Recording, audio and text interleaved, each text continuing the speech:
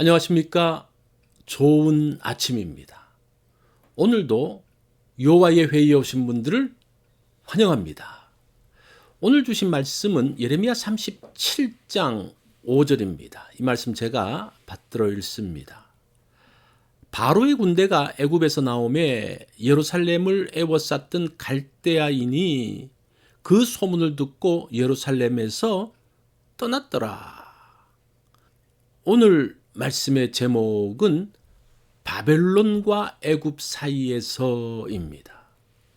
요시야 왕 이후 남유다 왕국은 바벨론과 애굽 사이에서 흔들립니다. 요시야 왕은 애굽의 바로누고와 무깃도에서 싸우다가 죽게 되죠. 신하들은 요시야 왕의 차남인 여호아하스를 왕으로 세웁니다. 왕이 된 지 3개월 만에 애굽이 다시 침공을 합니다. 바로누고는 여호아하스를 애굽으로 잡아가고 요시야의 장남인 여호야김을 왕으로 세웁니다.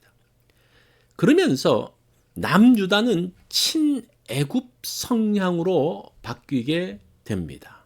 여호야김 5년에 바벨론이 침공합니다. 왕은 항복하면서 바벨론을 섬기기로 하고 남유다는 친바벨론 성향으로 바뀝니다.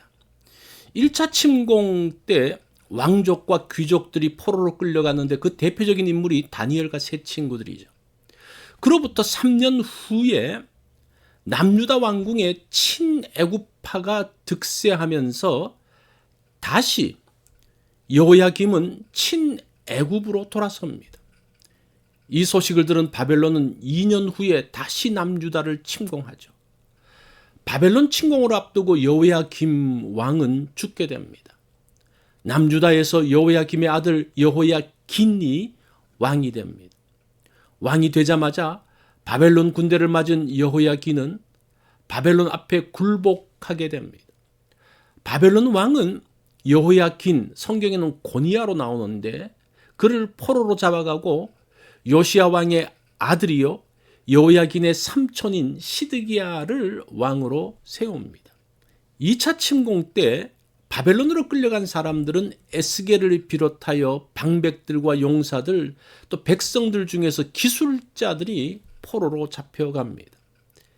그러면서 다시 유다에는 친바벨론 정권이 세워집니다.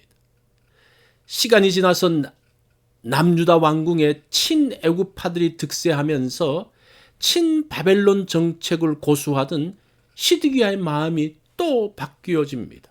이것이 바벨론의 3차 침공의 빌미가 됩니다.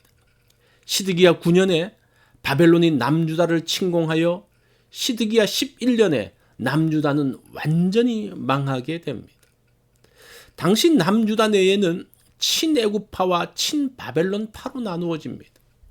왕궁의 내부 분위기는 친애굽파가 득세합니다. 친바벨론파의 대표 인물은 예레미야 정도입니다. 나중에 바벨론에서는 예레미야를 극진하게 대접하죠. 물론 예레미야는 정치가가 아닙니다. 왕궁에 영향을 미치지도 못합니다. 하나님 말씀 때문에 바벨론을 지지합니다. 바벨론의 침공으로 친바벨론으로 갔다가도 시간이 지나면서 남유다는 다시 친애굽으로 돌아섭니다. 유다 왕은 애굽과 바벨론 사이에서 흔들리고 있습니다. 그러면서 남유다는 서서히 멸망하게 됩니다. 바벨론의 계속적인 침공으로 남유다에게 나쁜 인상을 남겼죠. 유다는 남유다를 도우려고 했습니다. 그래서 애굽에 대해서는 좋은 인상을 가지고 있었습니다. 하나님은 바벨론의 손을 들어주셨습니다. 왜 도우려는 애굽을 외면하시는가요? 애굽 역시 남유다를 자기 손에 두려는 의도가 있기 때문입니다. 그래서 요시야 왕이 죽고 난 다음에 세워진 여호아하스를 잡아갔지 않습니까? 그리고 자신이 원하는 왕을 세웠습니다. 주변의 어떤 나라도 호의적이지 않습니다. 철저히 자신의 이익에 의해서 움직입니다. 바벨론의 침공도 애굽의 도움도 자국의 이익에 의해서 움직이고 있습니다. 도움은 주변 나라에서 오는 것이 아닙니다. 하나님만이 진정한 도움의 손길입니다. 어디에도 선한 제국은 없습니다. 하나님만이 선하신 분입니다. 애굽과 바벨론 사이를 왔다 갔다 해도 이들에게 결코 도움을 얻지 못합니다. 해결의 열쇠는 하나님이 쥐고 계십니다. 여기저기 다니면서 방황합니다. 도움의 손길이 있는 곳을 찾아갑니다. 어디에도 진정한 도움의 손길이 없습니다. 이것이 냉혹한 세상입니다. 하나님만이 도움의 손길입니다. 하나님께서 나를 인도하십니다. 방황을 그치고 하나님께 나아가야 합니다. 둘 사이에 선택해야 할 때가 있습니다. 현실과 취향 사이에서 고민합니다. 현실과 하나님 사이에서 갈등합니다. 오늘 나의 갈등을 매듭짓는 주의 음성을 듣기 원합니다. 이것이 오늘 여호와의 회의에서 주신 말씀입니다.